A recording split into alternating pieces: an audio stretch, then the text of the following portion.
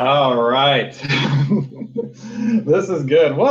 I tell you guys, this just puts me in a good mood. I don't know. I was in a 5 mood before, but coming here is I hope you guys are having as much fun as I am. It's funny when we moved online back in the spring, I remember thinking like, gosh, this is gonna come off. This is probably gonna come off so bad. But then I started thinking like, I'm actually inspired by like podcasts and YouTube channels of people that are entertaining. I'm so critical of those things. So I'm trying to do my best to make this entertaining, but also, there's these moments I think that we all, hopefully have that are like, geez, I think I learned something today, and I think things are coming together, and that's also pretty cool too. So, yeah, is that a moose in the background? That's a moose in the background. That's right. So, took over for the Belichick Bernie Sanders meme. So, but today I think we'll. I don't know. Maybe I'll start my own podcast. There's so many of them out there. I need you guys to like run it. I keep telling you guys like you guys keep me in the loop. Otherwise, I'm just kind of like old and like in the. We'll call it Kawhi's corner, right? Okay, but let's. All right, I'm gonna take this moose off. It's gonna distract me, so I'll come with something else next week. Either way, so today what do we got going on? We're releasing quizzes again, so that's going to be part of the rotation coming up. That'll be due next Tuesday before class. You guys should be. It'll be familiar. I think that's the takeaway here. Weekly discussion activities. Those are still rolling.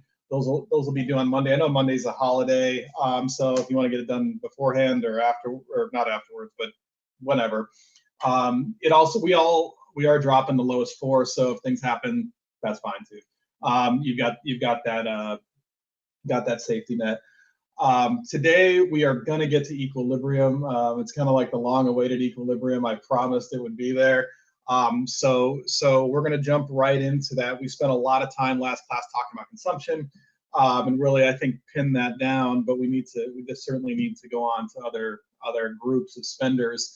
Fortunately, it's not going to take that long. We got like a slide or two of other spenders, and then we're ready to go. So let's roll. Let's do this. A couple clicks forward. Here we go. Okay. And I'll get the Q&A up in case people got questions along the way.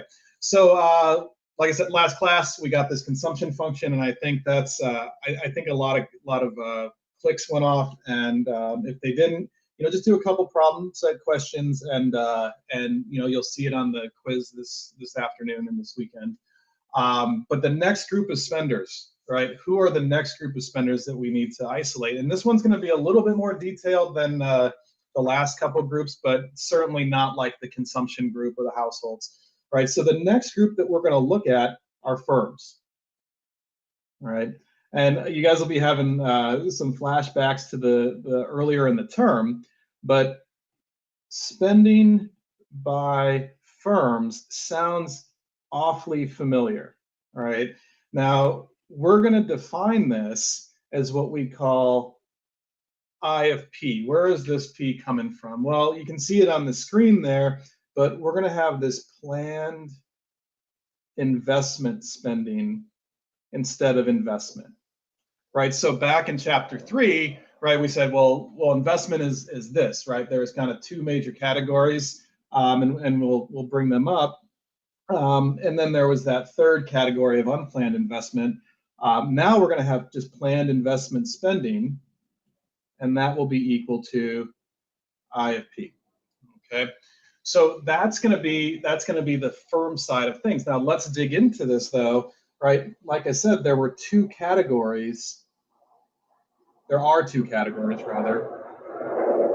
We'll put planned investment spending. So I'm going to write it just a couple different ways, just so we see just the difference between our original I and this planned investment spending. Right, but the first one is what we always thought about. What do firms purchase? What did they buy? Well, that's going to be that capital, right? And we can go ahead and say capital spending. All right. So what is this? This is they're the machines, right? The technology. right? The tech, the software, etc. Okay, so that's not changing. That's exactly what it was, you know, a couple weeks ago as you were studying for the midterm, right? So it's the espresso maker in the coffee shop, right? The other thing that was kind of it was just kind of a nuance, something to keep in mind is those new homes, right? So the building of a new structure is an investment, right? That goes in, and that's planned, right? We know that that's happening. And in the same way that firms are saying, I want to buy this desk for this office, they're saying, developers are going to say, I'm going to build this brand new home that didn't exist before, right? So both of those things, again, the new homes were just a little bit different than what we expected, but it wasn't too far off of this idea of just investment in building and production, right? So the key with both of these, like I said, is both are planned,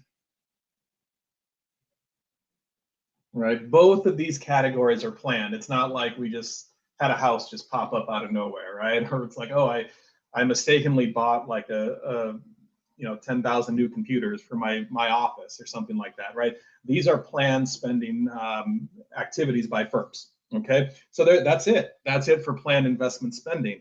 But it's important to say, so how is this different than our original investment, right? That original I. So let's compare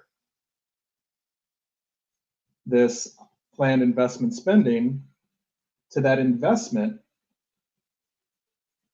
from chapter 3, right? When we were talking about GDP. If we think back to that, we had the capital, that's the same, that's no different. We had the new homes, so that's no different. So what was that third category? That third category, that was the unplanned changes in inventory, right? And so now, right, you remember me kind of, making fun of myself saying like, you guys are going to think I'm all about inventory and that's the only thing that matters about this slide. And to some degree, that's true because the capital and the new homes are fairly straightforward. But this unplanned changes in inventory is something that we don't expect, but we have to somehow account for in terms of that GDP. So when we look at investment, we consider those unplanned changes in inventory, but that it's not planned, right? Those inventory changes are not planned, right? We didn't expect to overproduce. And you guys might have been I think you guys were thinking that at the time, saying, well, why would you want to have inventory? And I think that's where any confusion kind of stemmed from that. Like, where did this extra production come from? Came from the inventory, but you don't want inventory. Stick with that. That's going to be key here, right? Something to note is that those unplanned changes in inventory can be zero. So if our change in inventory, I'm actually going to write this in a different color. And it's going to be a good color. It's going to be green, right? If our unplanned changes in inventory are equal to zero, right? So think about that. We produce 10 units and we sell 10 units. We're done. There's no change in inventory. This means that our planned investment spending is exactly equal to investment. Right, our planned investment spending is exactly equal to investment. So it doesn't mean that this doesn't count. It just means that there's no unplanned changes in inventory. So what's the actual investment? Capital new homes plus zero. What's the planned investment? Capital new homes. That's it. Okay. So that's going to be our kind of guiding light. It's been our guiding light this whole time, and I just haven't been so upfront about it. I wanted to be honest with you all today and say that that's why we've been talking about inventory. But yeah, that story is gonna stick around. Now, what's really nice about this, and I'm just gonna draw it in a different color because just to highlight it here, is that this spending by the firms, we're gonna assume that this is fixed. Again, this is fixed in the same way that autonomous consumption or taxes are fixed. It's not that the planned investment spending can't change. It certainly can go up or down, but it's not going up when our Y goes up, and it's not going down when our Y goes down. We're just going to say either it's 100 or it's 200 or it's 1000 or 1000, right? But it's not going to change with Y, right? So when we get one value of planned investment spending, we've got them all. Okay, all right. So So that's kind of the rest of the talk, or rest of the categories are fairly simple. But this one here, I think, is worth just noting again because of that planned and unplanned changes, and planned investment and unplanned changes in inventory. Okay. So if you got questions, type them out. But this is something to hang on to. All right. So that's investment. So what is okay? Good. I'm glad this came up. Like, this is good. So question came up on Q&A. What is the difference between planned investment and investment? Right. It has everything to do, again, with this right here. That is the only difference. So investment has those unplanned changes in inventory that we account for, but that's not planned. So planned investment spending is just going to be the capital and new homes, right? It's just going to be those two things. So just, yeah, that'll become clearer and clearer, but that's really where I want you guys to be at this stage. Okay, great question though, great question. Okay, all right. So let's get the rest of these groups together, and then we'll come back to those unplanned changes in inventory. You can kind of guess how we're going to integrate government expenditures and net exports here. But the next group, right, we'll just be formal about it. Our next group of spenders is going to be the government. Right? And so this is where things are going to get just increasingly comfortable, because that government spending, or the government expenditures, is going to be the same as what we talked about with GDP. So there's not really this, there's nothing kind of new about this. The thing to just keep in mind is that we're not including those transfer payments like Social Security, financial aid, subsidies. That's just a transfer of income. And there might be income generated from that, but we're going to separate that out and just say that transfer of money is not going to be considered part of G. But we're certainly going to consider that as we move forward. So don't forget it, but know for now we're not thinking about that when we talk about G. All right. So again, same G as in GDP, and this would be in chapter 3. Okay, in chapter 3. So just as a quick reminder, right? We can go ahead and we could bag on the government all day, but we're just going to say they're spending on goods and services that are necessary but hard to profit from. All right. And it is so tough, because sometimes we see this, we just see waste, and it's just frustrating. And I think what ends up happening, like, we'll go out, my wife and I will, like, back in the day before the pandemic, we would go golfing, and they'd be like, people would say, oh, we got, you guys are two economists, tell me, like, what should the government do? Should they spend more? Should they spend less? It's like they should probably just spend on things that make sense, and then we can decide whether they need to spend up or down, right? Increase or decrease spending. So that's kind of the way I want to kind of set us up and just say, look, the government is just spending on things that are necessary but hard to profit from. Similar to investment or planned investment spending, we're going to assume G is fixed for all levels of Y. Okay, so just as we did for planned investment spending, and essentially just as we did for taxes and autonomous consumption, it just wasn't quite so spelled out because it was embedded in that consumption function. Give you a level of G, you've got the level of G for all levels of Y. It doesn't mean it can't go up or down again, but we've got that. We've got the level we've got the only level we need. Okay, and then again, just for completeness, our final group of spenders. All right, our final group of spenders, we're going to say is in the category of foreigners, and we're just going to measure that by net exports.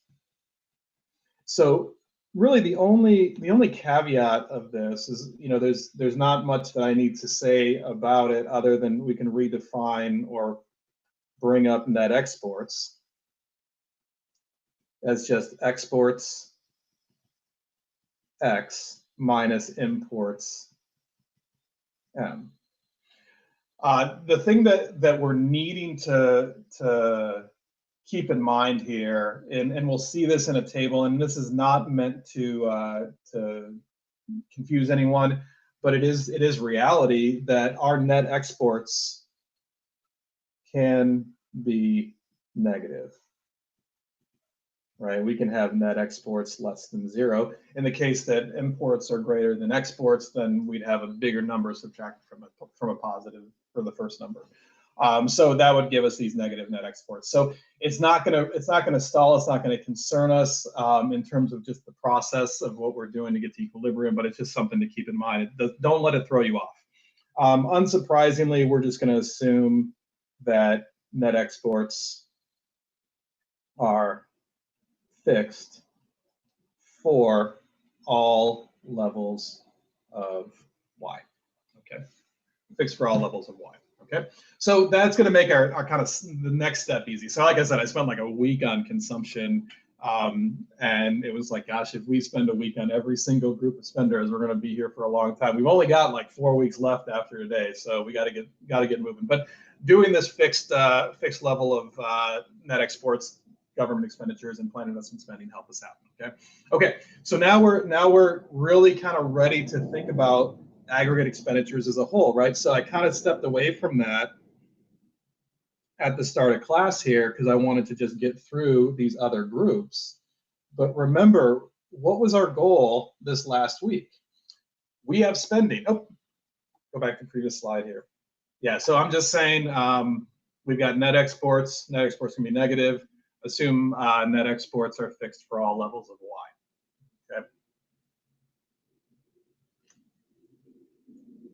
Okay, so let's put all this together and let's get ourselves to equilibrium.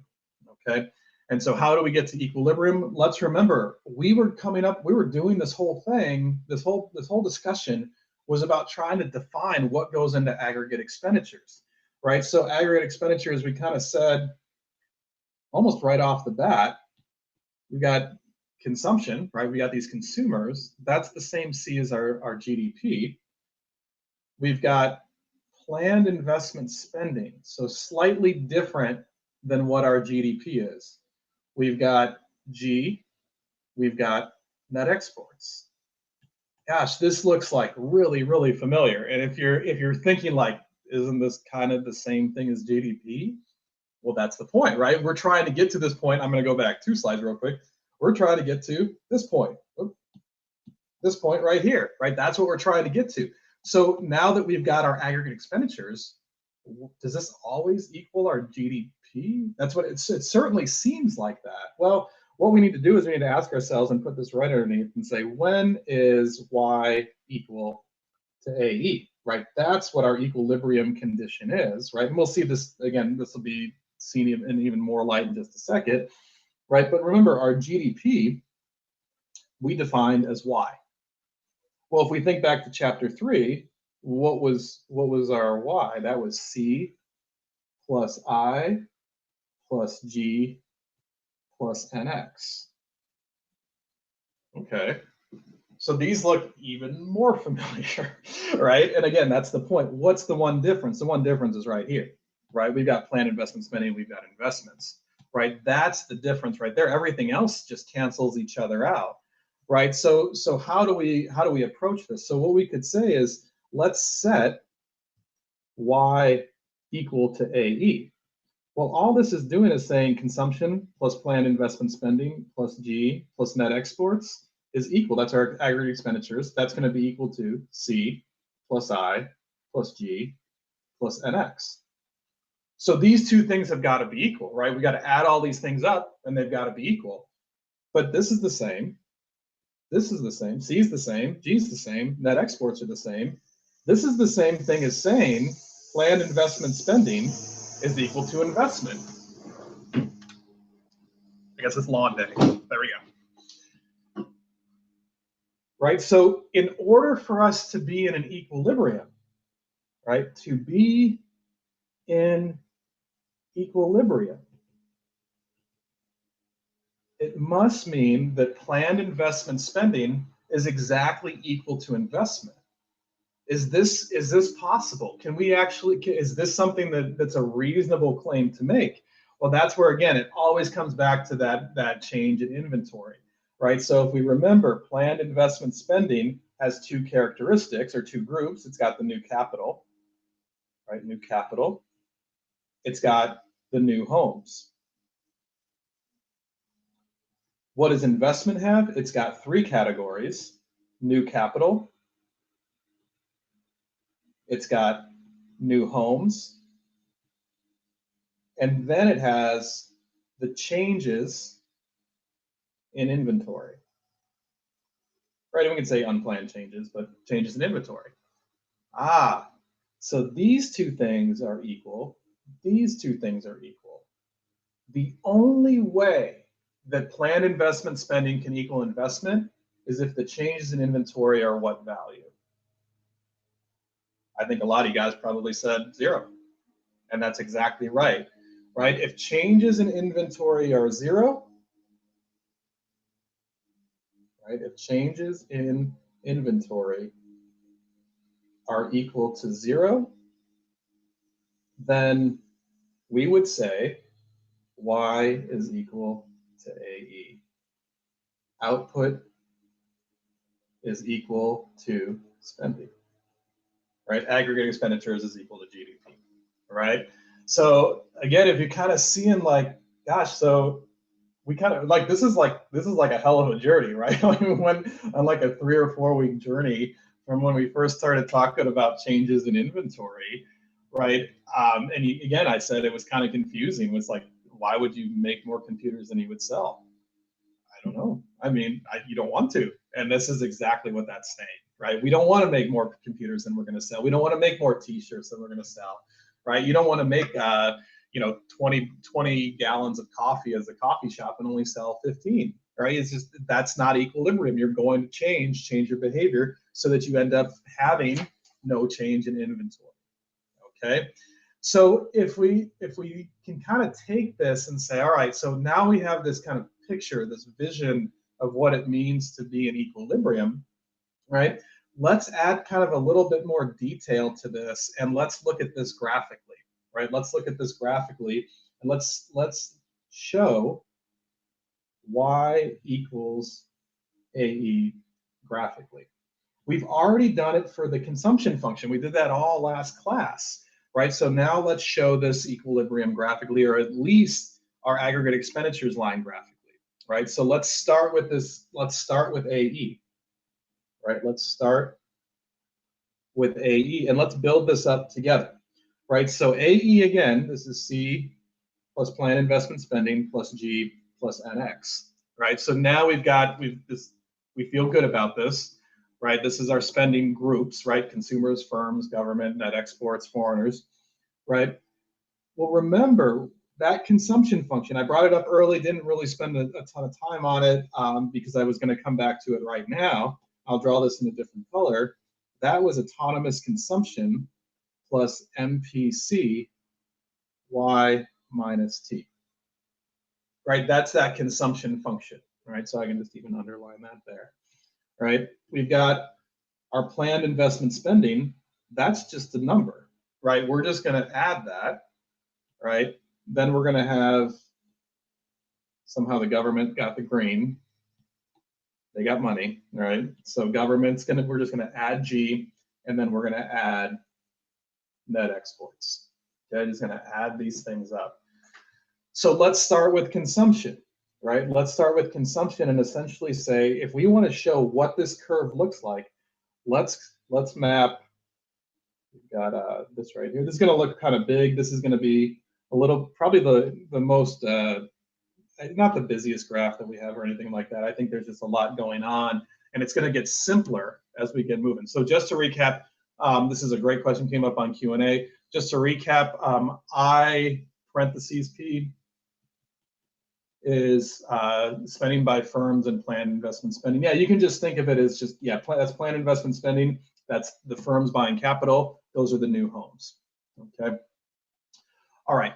So we've got, if we want to show this, right? Remember, we had our income right here. When we were putting down that consumption function, we had Y, and then we had C on that right here, but we're going to actually make that just almost think of it as dollars, right?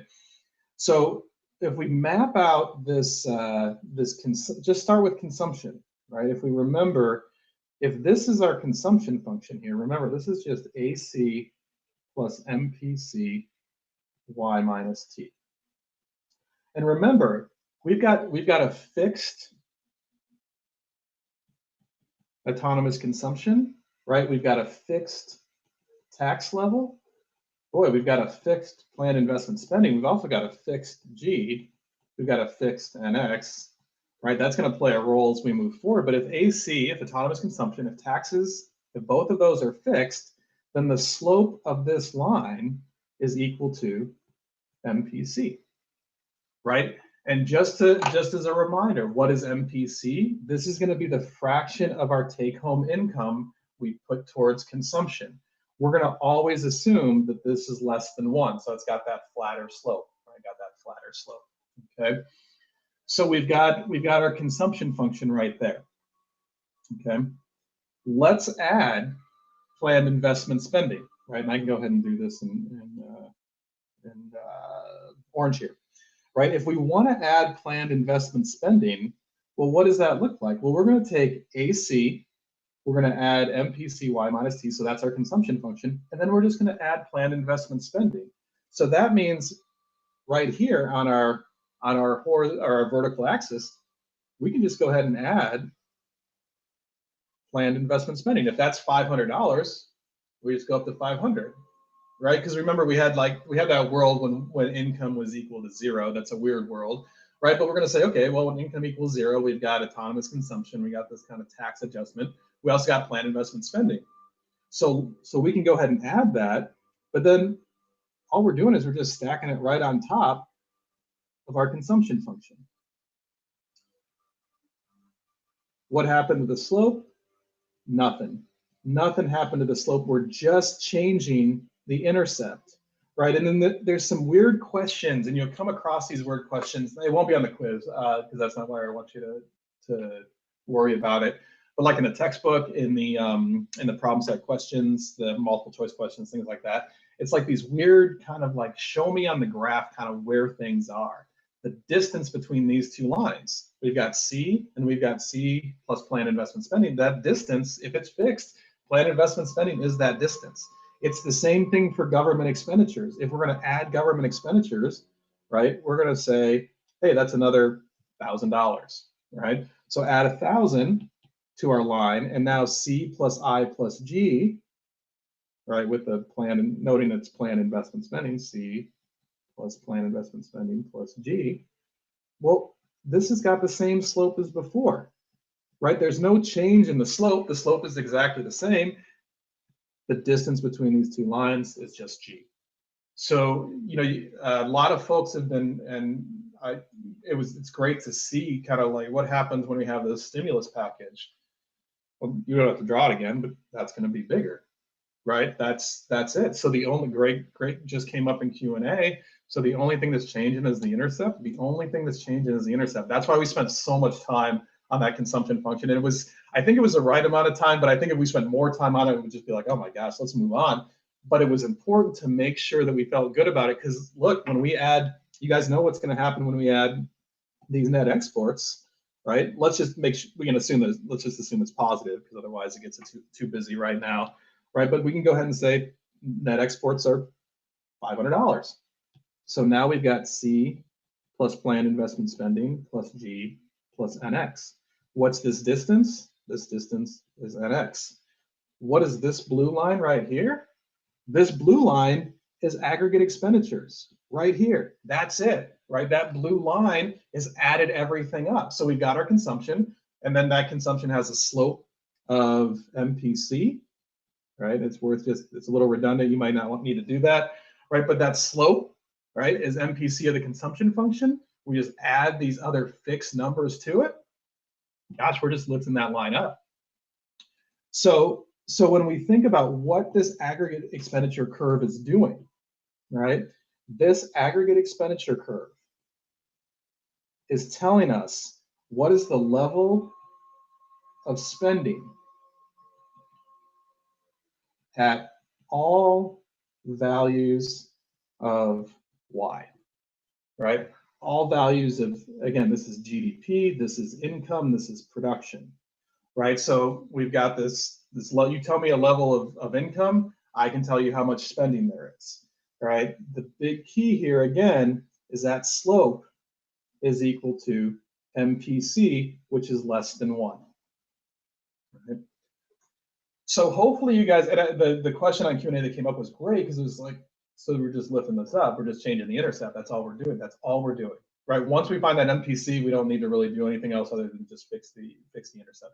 So yeah, so in terms of just, I'll give you questions, so none of these would affect why. I think the way to answer that is like, yeah, if I tell you the autonomous consumption goes down because of the pandemic, right, which will do something like that as we move forward, that'll just move it down, right? It's not changing the slope. The slope is still MPC. That's going to stay the same, right? But we can just say, we can tell a bunch of stories with these curves, right? And that's what's really cool about this, right? That's what's really neat about this, is that AE curve, and this is like the shorthand way to think about it, is just equal to a constant plus MPC times y, right? So that constant, this is capturing things like autonomous consumption, taxes, planned investment spending, G, and NX, right? All right, so in order to find the aggregate expenditures, this is why we broke down the consumption function. This, that like almost brings a tear to my eye. that is exactly why we did it. That's so great. That's so you know, and again, we're not the future AE curves, we're not going to have all this on there, right? It's too cumbersome, right?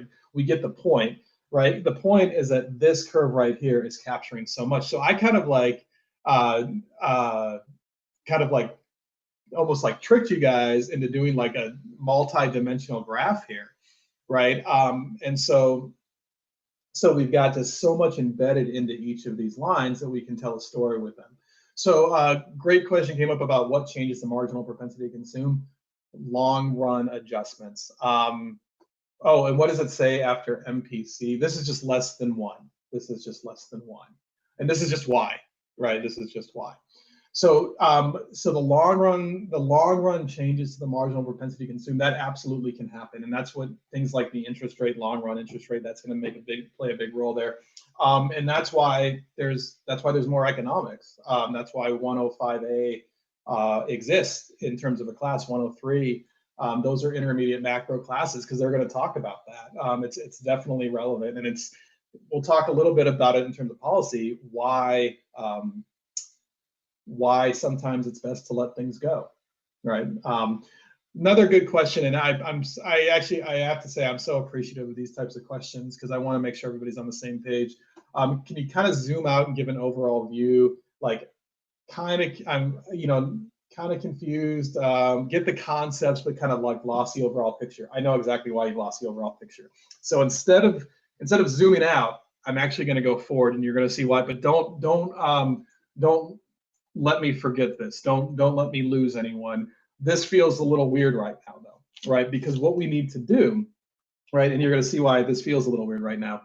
We just showed AE, right? We just showed AE. We didn't the aggregate expenditure curve. What we really want to show the Y equals AE equilibrium. So the idea is that we have aggregate expenditures. That tells us how much we're spending at each level of Y, but we want to know, when does Y equal AE? And that's like a weird, and I think that's where the confusion can come in. So the first thing we're going to do is just draw an easier aggregate expenditure line. Okay, draw an easier, just a less busy aggregate expenditure line. Okay, so we can just have, moving forward, right? And you guys, I think, are comfortable with, like, we beat up that first graph, right? But moving forward, we're just going to say, you know, our AE curve is just going to look like that. Remembering what goes underneath all of this, right? These aggregate expenditures have that consumption function, which give us this slope equal to MPC. Let me write that better there. MPC, which is less than 1, right? That's really what we take out of that, right? In terms of the consumption function. But then we also just add more and more and more. But again, this line right here, right, this single line is equivalent to this line right here. We just don't need to go through the steps every time. That's at some point, this is like, it's just, we know it. We don't need to do it more, okay? But now we need to ask ourselves, well, where is equilibrium on here, right? Where is equilibrium on here? And I'm gonna make this a little bit smaller and have the slides come up with us here, right? Let's see, let me get a little bit quicker. So you can imagine when I don't have the iPad how not straight these lines are. Okay, okay. So let's just put some numbers out there and see if we can depict an equilibrium.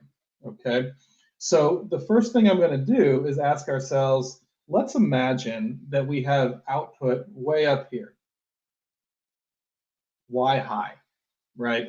At Y high, let's imagine that our spending is at 11,000. So let's say that Y high is $12,000. Okay, it's $12,000, right? But then we've got spending of $11,000. Let's think about what's happening here, right? Let's think about what's happening here, and we can go ahead and call this Y high.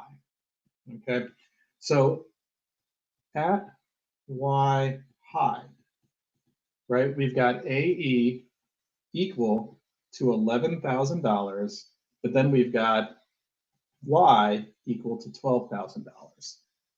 Well, what's happening here, right? This is us saying that we produce, right? We produce 12,000 units as an economy, but we only sell 11,000, right?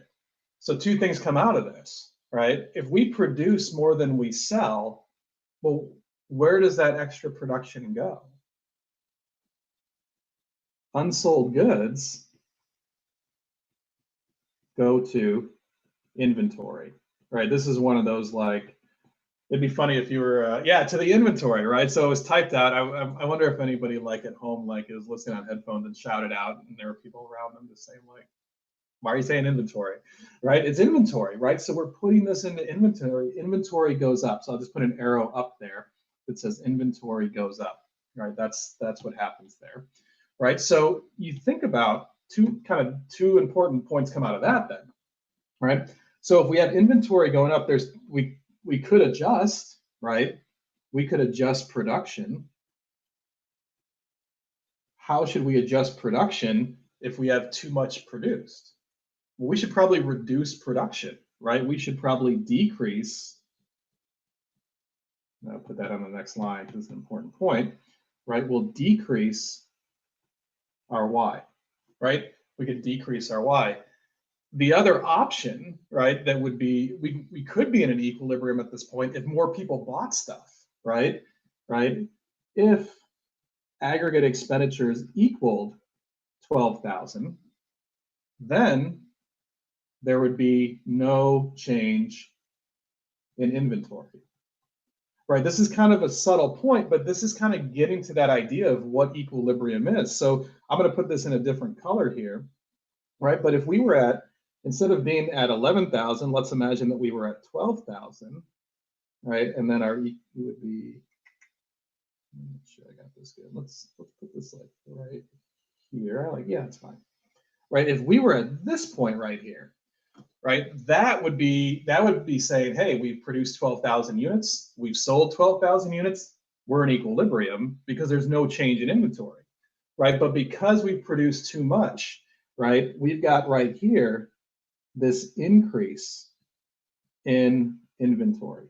Actually, let me just put an arrow up for the inventory. I think that's going to look better, right? Inventory right there is going up, right? Because we're producing too much. So this right here, right, is the amount that we would like to, we're essentially producing, right? This is our 12,000 right here, right? But the amount that we're selling is 11,000. So what does that mean? That means there is an incentive to deviate, right? There's no reason that we'd want to stay at this 12,000 units and then just end up having inventory every year, okay? Same thing if we go the other direction, right? At let's say y low. Let's go over to y low, right, and say here at y low, right, let's say that we've got y equal to 8,000, right? But when we go up to AE, this turns out to be 9,000, right? So in this case here, right, it's the exact opposite story. So we don't have to spend as much time on it, but let's imagine that we have spending at this level of when there's 9,000 units bought, turns out that there's only 8,000 units that are produced, right? So when we think about how do we end up as an economy meeting this extra demand, right? Well, we've got, again, we produce 8,000 units, we sell 9,000 units. So this means, right, that we have not unsold goods, but we have to meet this excess demand, right? So where does this come from? It comes from the inventory. That inventory has to go down to meet demand for those products, right? So the historical inventory was built up, and now we've got this inventory that we're going to use to meet demand, right? So if we think about just kind of keeping the same story here, right? Where would we be in equilibrium? And I can draw this in blue, right? It would actually be better, right, if we either had spending down here at 8K, right? That would be a possible outcome of this, or alternatively, we could adjust production. This seems to be kind of the natural response here, right? So imagine you're running a store, you produce, 8,000 units of coffee, but you got 9,000 consumers. Well, what are you going to do next period? Well, it's not a trick question. You're just going to increase production, right? Now, again, if aggregate expenditures were lower at 8K, then no change in inventory, right? So kind of just wrote that shorthand there, right? The big takeaway here, though, is that there is an incentive to deviate, right? Okay, so a couple questions came up. So how is the slope less than 1? Shouldn't it be greater than 1? The slope is less than 1 because we're assuming things like planned investment spending, government expenditures, those are fixed. It's because for every dollar that we get in take-home income, we don't increase our spending by more than $1. It's always going to be less than $1. So I give you $100, you're not going to spend 101. You're going to spend 99 or less, is what the assumption is. Okay. So this is the change in unsold goods from previous years. That's the way to think about this, right? That's definitely the way to think about this. Okay, so and then great question here. What about items that are new to the market if there is no inventory yet? Don't companies just sell out and need to catch up, making consumers wait longer? So this is why. What a great question. What a great, this is fantastic. And I think the takeaway here is that these models, and you're going to see, I think it's a great way to think about how we can approach the economy as a whole. But when you hear people say that, like, all these tools are going to be able to solve the world's problems, like, no, we're just trying to get a base here. We're just trying to understand what's going on when it comes to just adjustments and things like that. It's, bringing in new models and things like that. That's kind of a micro question that we would have to incorporate at some point. So yeah, keep those questions around because they don't go away. They don't go away. But my answer is, like, we have to assume that we kind of have this adjustment over the kind of time periods that allow us to get to equilibrium. So other couple questions. What if the inventory is an old model of product that people don't want to buy? Kind of along those same lines. Yeah, like that. Then we're going to have to adjust. Again, there's going to be these adjustments that are maybe a little bit stickier, a little bit long term. And yeah, if you want to think of this as like the stock room, like if there's stuff in the stock room that you need to get, yeah, that's a great way to think about it. So let's identify what's going on here. Again, lots of things coming at us, right? But I'm going to make this, we'll do this here. Right, this right here is our inventory. And again, think about what's going on. Our inventory is going down here, right? Our inventory is going down, right? And I should put that in a better spot. Inventory decrease. There we go. right? Inventory is going down because, again, we don't have enough to meet that demand, right? And these questions are so valid, and it's like I want to start talking about like intermediate microeconomics, and I'm not going to, I promise, right? Let me get to equilibrium though, right? Because what I've done here, right? Notice what I've done here, and I'm going to put this in a highlighter here. When our output is 12,000, right? When our output is 12,000, we want to have 12,000 units produced and sold, right? We want to sell 12,000 units, right? When our output is 8,000, we want to sell 8,000 units. When our output is 0 units, we want to produce 0 units, right? When it's 2 units, we want 2 units sold, right? What's going on here is I've kind of snuck in a line right here, right? And I need to make my dots bigger, and you guys will need to make your dots bigger too, potentially, right? Right there and right there. What is this line telling us? This line right here is essentially saying, look, if I'm at 12,000 units in production, I want to sell 12,000 units. So now we've got Y equal to AE at that point. What about at this point, 8,000 and 8,000? Y is equal to AE. Yep, came up on the Q&A. We want a slope of 1, right? This right here, I like working backwards there. We want a slope of 1. Well, what line would give us, what equation would give us a slope of 1? We're already looking at it. Y equals AE, right? We're already looking at it. So it's like I kind of tricked you into having this line kind of underneath all of this. And so now when we look at this point right here, well, what's going on at this point? Here, right, we've got a output. Let's put Y star. Let's say that this is equal to 10,000 right here. Y star is equal to 10K, right? At this point, we're going to make the assumption, right, so we can get an equilibrium at some point, right? We're going to make the assumption that spending is equal to 10. We'll put an AE star on there. We'll put 10,000 on there. So what is our change in inventory at this point? This is where we want to be, right? So those questions that were coming up, I like those, right? Because like, wait, so what happens if there's something new, or kind of like out of equilibrium feels so awkward and so weird? Absolutely. If we're at Y equals 10,000 and AE equals 10,000, now we've got a change in inventory of 0. There is no incentive to, we'll say, change, right? No incentive to change our Y, right? Got a little Y down there, right? So if we have no incentive to change, what is this? This was our definition of equilibrium from the start, right? From the start. So again, we can tell this story, right? And we can tell it with some arrows here and say, okay, well, again, kind of big picture, right? We've got a certain amount of income, right? That income is going to tell us how much spending there is. If we're here at Y high, we would like to be, and actually, this isn't cool. I shouldn't do this, but I'm going to do it. I'm going to say that this is actually AE when we have a high income, but this is the value of Y high, right? So sorry about that. Sorry about that little shift there, right? But what this is saying is, look, we've got income that's too high. Our inventory is going up because we're producing too much. If we're producing too much, how should we respond? Oh, geez, we should respond by reducing our output. Well, what about the other direction?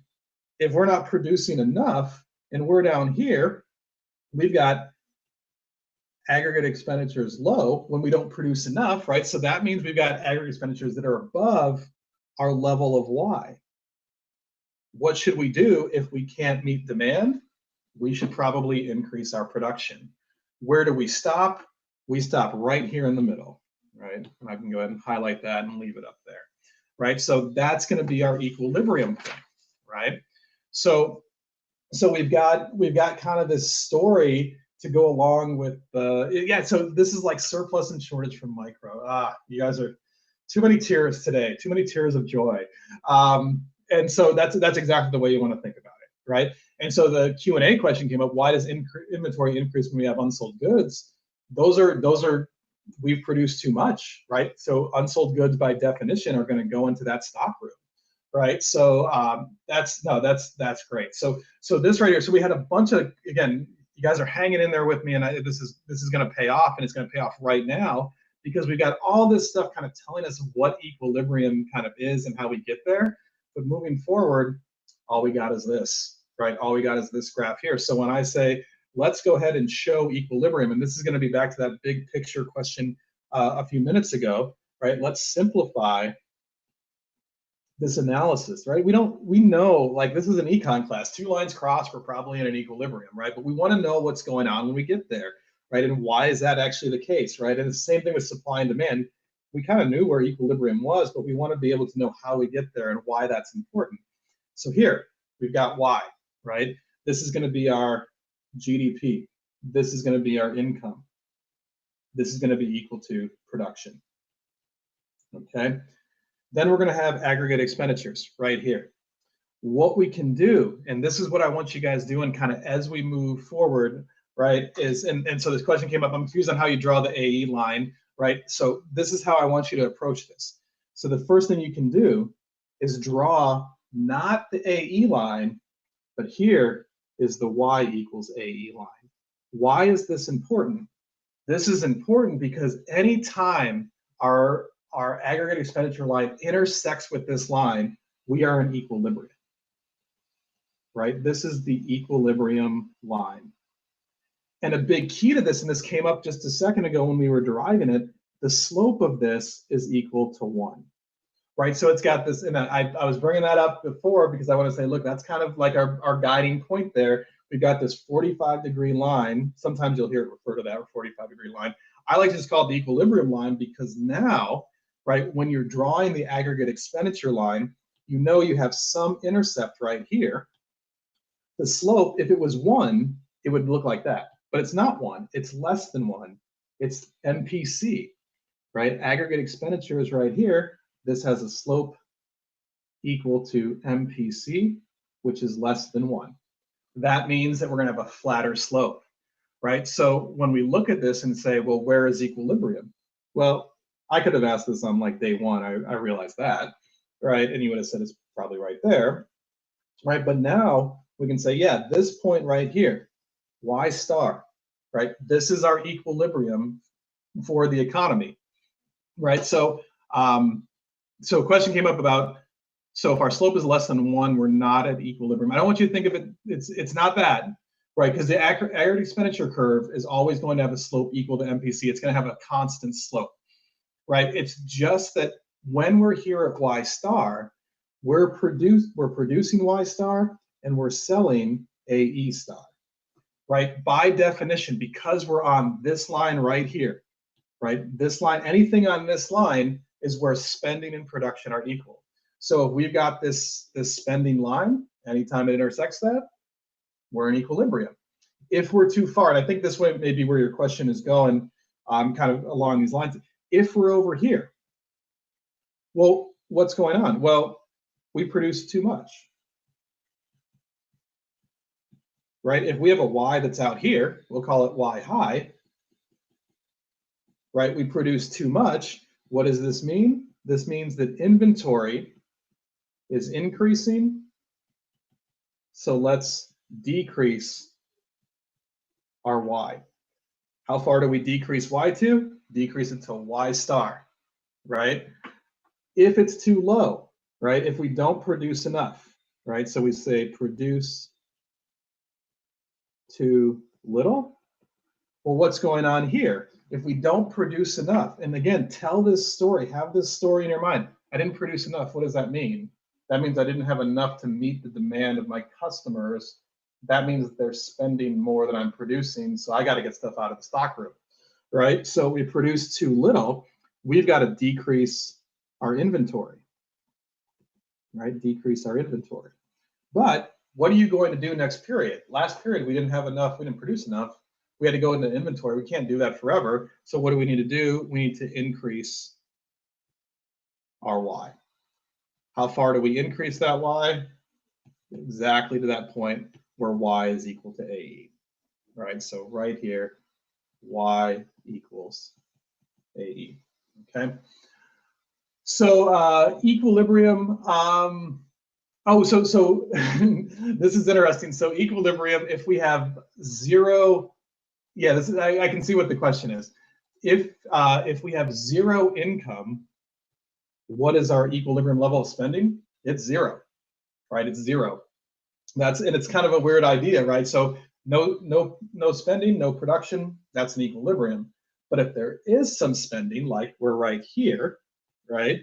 Well, firms would sit there and say, well, people are buying stuff, firms are buying stuff, government's buying stuff, we're not producing anything, we should probably produce stuff, right? And as we produce stuff, income goes up, people spend more. Where do we stop? We stop here at right at Y star, right? So, and again, GDP is income. That's all about. Think about the factor payments, factor payments and whatnot. Back in chapter 3. So yes, we move towards the E point itself, right? This is where the tendency lies, right? Just like in our supply and demand, right? So if you're feeling that supply and demand kind of connection, that's the connection. I want you to have that connection. I want you to have that connection. Okay. Okay. So you guys, this is big, right? This is kind of like a big moment. This is actually probably this is one of the more important days of the term because it's getting us to this equilibrium, right? So X marks the spot. You know, it's funny. So when Keynes came up, this is often referred to as the Keynesian Cross, right? Keynesian Cross, and it's kind of like, I hope he didn't make that up. That's like very arrogant. It's like, that cross is my cross. It's like, no, that's just like the economy. Like, that's just equilibrium. And it's just like this line, this Y equals AE line. Sometimes, like I said, it's referred to as a 45-degree line. It's the equilibrium line, right? You don't need like a number attached to it. It's the equilibrium line. You guys can visually see where equilibrium is. But I want you to be able to tell that story and say, oh, I produced too much. Oh, I produced too little. Here, I'm producing the exact amount. Let's see this in a table, right? This is kind of like, this is going to really tie it all together. I think this is going to be like the rug that ties the room together here. All right, let's see a nice example, and I'm going to ask you guys some top hat questions, right? So we're going to essentially show and connect, right? And so for those of you who are still kind of not feeling as comfortable, this I think is going to be kind of the icing on the cake for understanding this. Let's show where Y equals AE in a table, right? Recognizing that Y equals AE is our equilibrium. All right.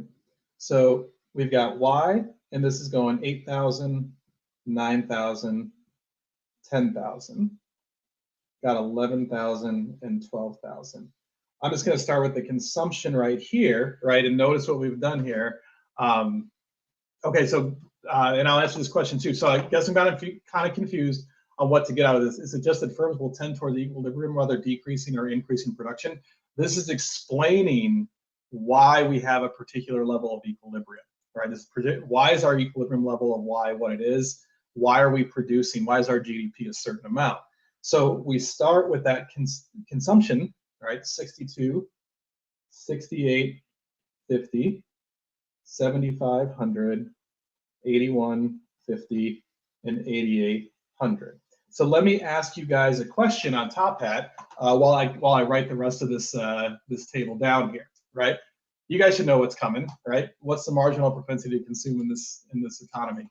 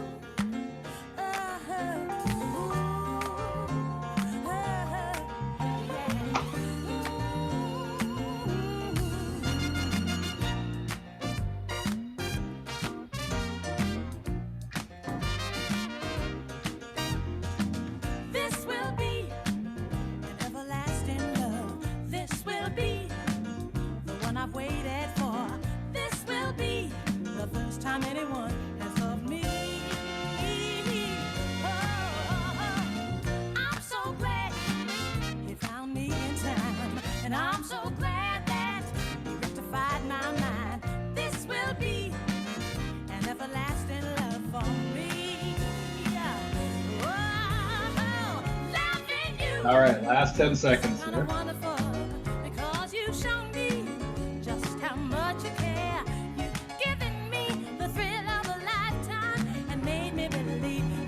All right. So how do we do here? Ah, it's a great song. Oh, that's funny. Just listen to that. That's awesome.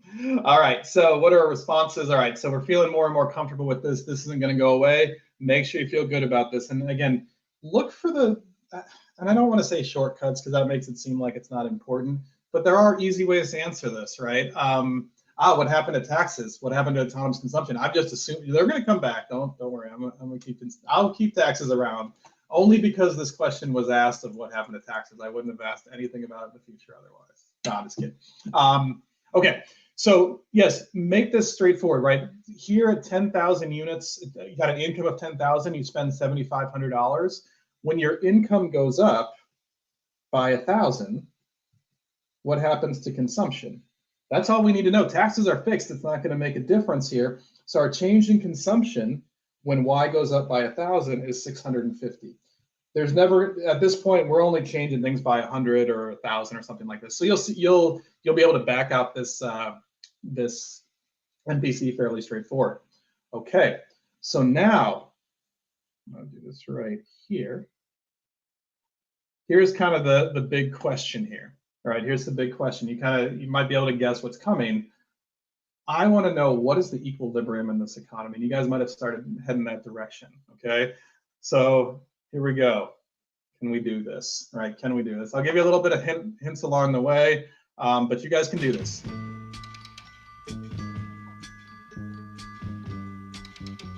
Listen, baby, ain't no mountain high, ain't no valley low, ain't no river wide enough, baby. If you need me, call me, no matter where you are, no matter how far. Don't worry, baby, just call my name, I'll be there in a hurry. You don't have to worry, 'cause baby, there ain't no mountain high enough, ain't no Here's your hint. low enough, ain't no river wide enough to keep me from getting to you, baby. Remember the day I set you free? I told you you could always count on me, darling. From that day on, I made a vow I'll be there when you want me, some way, somehow. Oh, baby, there ain't no mountain high enough, ain't no valley low enough, ain't no river wide enough to keep me from getting. All right, let's see what you guys get. Oh, no, darling. no wind, no rain. All right, good time's left. Okay, so quick question, just where did that change in seed, change in Y come from? Right on the table there, right on the table, and that gives you that MPC of 0.65. Change of 650 in consumption when we change our income by 1,000. So what's the equilibrium, right? This makes me happy, right? There's a lot of great kind of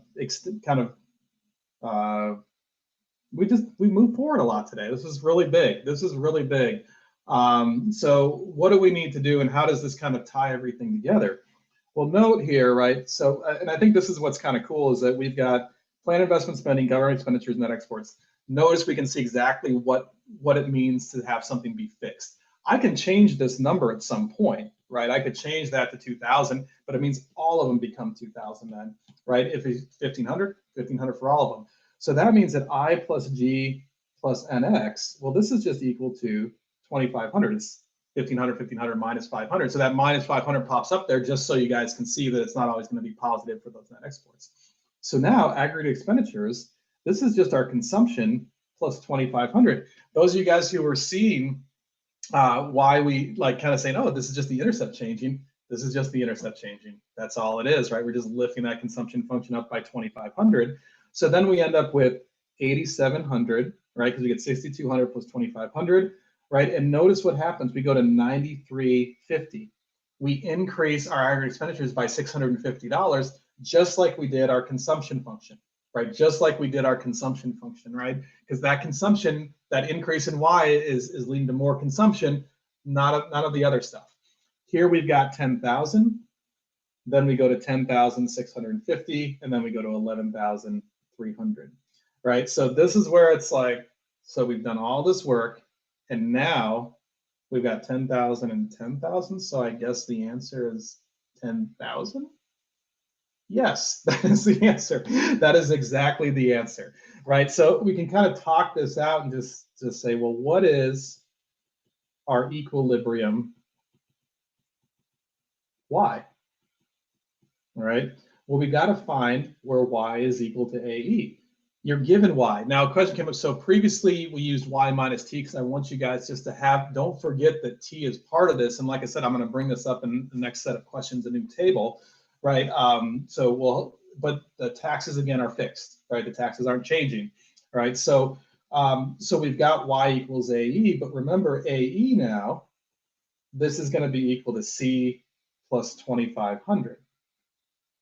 So we could say when our y is equal to 10,000, all right, our aggregate expenditures, well, we've got C equal to 7,500 there. And you guys are seeing this, right? But then this just becomes 10,000.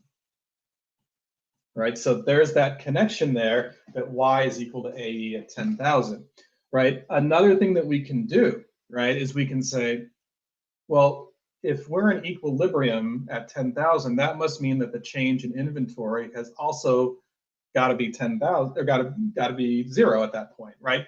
We had that kind of condition at the start of class, like in order for y to equal AE, the change in inventory has got to be 0.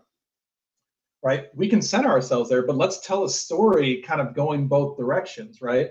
So let's imagine that we don't produce enough, right here, 9,000, and we sell 9,350. Well, how do we match those sales? Well, we've got to take things out of inventory. We've got to decrease inventory by 350. Well, where is this really coming from? This is actually coming from, we produced 9,000, but we sold 9,350. What happens if we produce even less? What if we're at 8,000 but sell 8,700? Boy, we've got a change in inventory of negative 7,000. We're pulling that stuff out of inventory even more so because we didn't produce enough, right? So visually we can kind of see that, like, oh yeah, we've got this spending that's above our production, but now we can see it mathematically. Right, so we've got to say, hey, we're taking things out of inventory, we're reducing our inventory. Let's increase that production, get us closer to this change in inventory of 0. Right, go in the other direction. Right, we've got 11,000 units produced, but we only sold 10,650. So now we've got an inventory increase of 350. We produced too much, right? And we could go even further, 12,000 minus 11,300. It's not surprising that these things are symmetrical. We've got an additional 350 in production or in inventory every step of the way, right? So the inventory, this is a great question. Does inventory affect GDP? Yeah, so we can say, hey, if we've got a Y up here, we've got spending right here, that's our GDP, but is that our equilibrium? No. And that's a great question. I love that question, right? We're gonna end up moving back to this point, right? Moving back to this 0 change in inventory. If we want to see this, right? If we want to see this again, kind of, and this is really shorthand, because again, I want to get you guys one more set of questions, right? We can just go ahead and show this and say, how do we show this entire economy? We've got Y equals AE right here. We've got aggregate expenditures right here. We know that that slope is equal to MPC. Here we've got Y equal to 10,000, and this is where AE equals 10,000. It's as straightforward as that. We kind of did all that groundwork, and I'll put an E, nicer E there. There we go. E is our equilibrium, right? That's it, right? So we can kind of see everything just come together right here, and if you can tell all the little nuances of the story, you've got equilibrium. And so just like, and we're going to see this in the next set of next table here, and I'll bring this table up here. And we'll start. I'll just start it here, and I'll pause it, right? Or I'll just make it bigger and add a lot of time.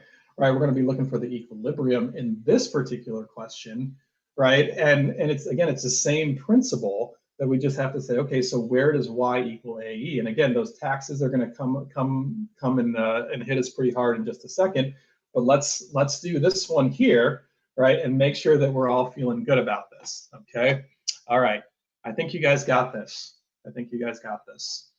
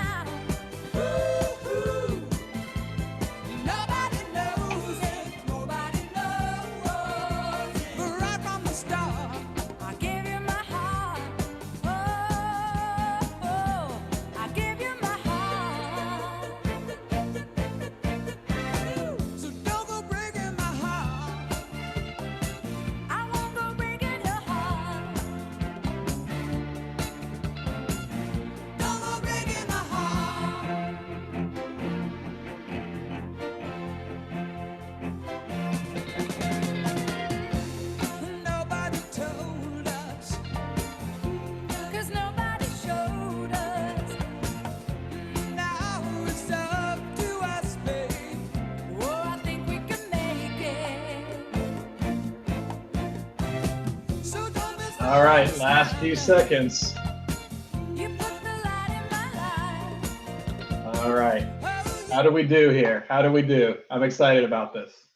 All right, so, all right, little split here, but the majority got this right. So here's how we got to do. When you see gaps in the table, don't get uncomfortable, right? You can handle this, and you can figure this out.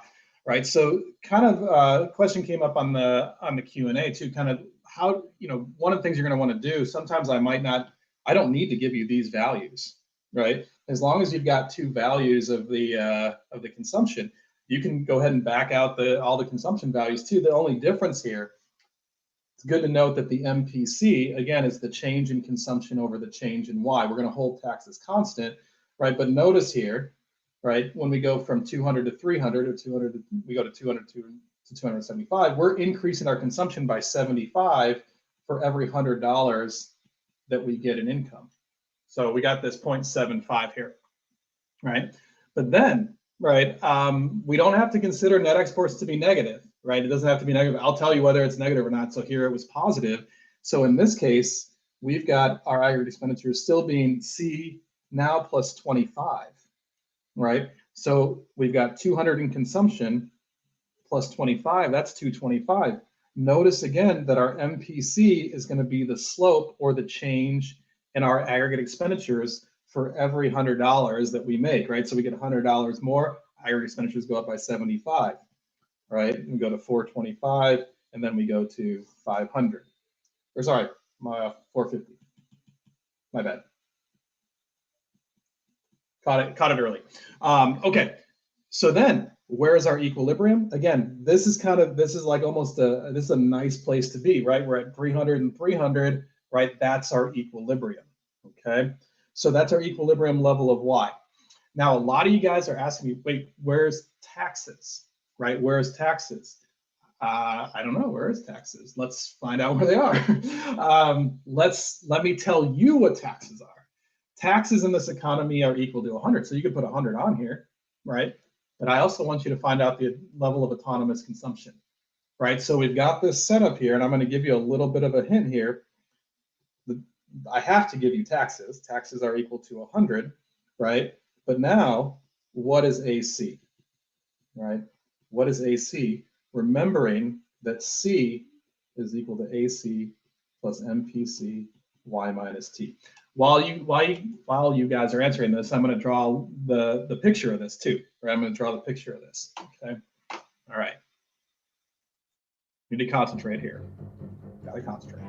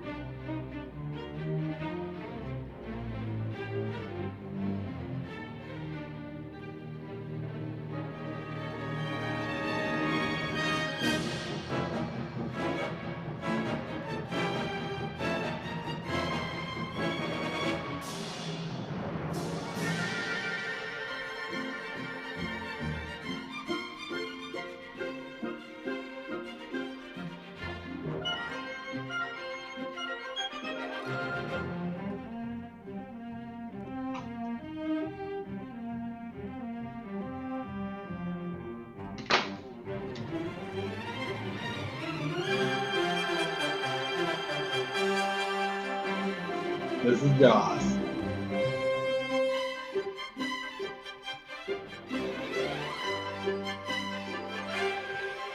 All right, I'm gonna let this go here. I got a lot of things going on because I got one more question I have to ask you guys. I'm gonna let Jaws go, right? But just real quickly, right? So what are responses, right? This is just a math question, right? So you know that MPC is 0.75. I've given you that taxes are 100. Where does this C and Y come from again? We can just go to the table, choose the easiest values. We can choose any one, but I'm gonna choose 200, right? I can say 200 plus 8 is equal to AC plus 0.75, 200 times 100.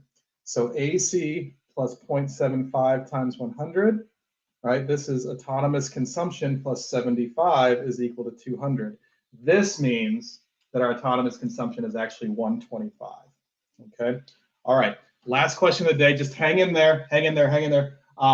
Really quickly, right? Just for, I'm just going to let this go for 1 minute. If you know that the change in inventory is 50, what is the GDP? This comes back to that question that just came up, And for AC, you can use any numbers you want. But for this one, you got the value of real GDP. Tell me what that is when the change in inventory is 50, okay? Last question, real quick.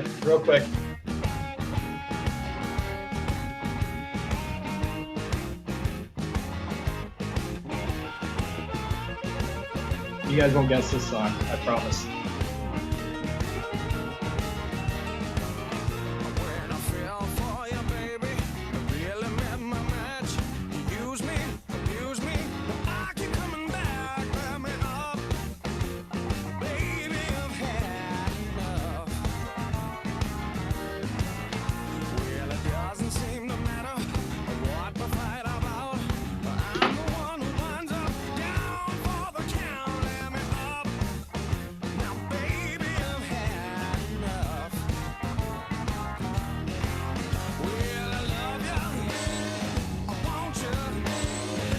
All right.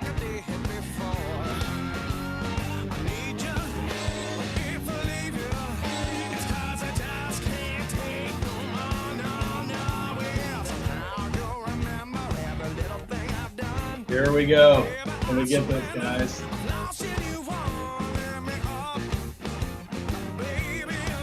We have had enough today. All right. So kind of spread out here, but 500 is going to be your number. And the reason it's going to be your number is our change in inventory, the amount we produce minus, right, the amount that's bought, right? So if we produce too much, in this case, we got 400 minus 375, this is plus 25. If we go to 500, we're only going to sell 450. This is going to be plus 50. And then this one will be plus 75. But right here, if we're way out here at Y high equal to 500, we've got a change in inventory right here of plus 50. Right? What's going to happen? we produce too much. Next period, we're going to produce less, right? Going to get back to that equilibrium. Thank you so much, guys, for hanging in there. I'll take questions. If we had one that was for -50, it'd be go the other way. That'd be 100. So thanks for hanging in there, guys. I'll send you out with the classic song. All right. Have a good weekend, guys. You guys make my week. This is always fun. So be safe. Enjoy the weather. Have a good Valentine's Day, I guess. Every day is Valentine's Day for me. So, and it's my wife's birthday tomorrow. So it's like Valentine's plus birthday. All right, guys. Thanks a lot. Yeah, what's Valentine's Day? I'll be releasing a quiz. You got it.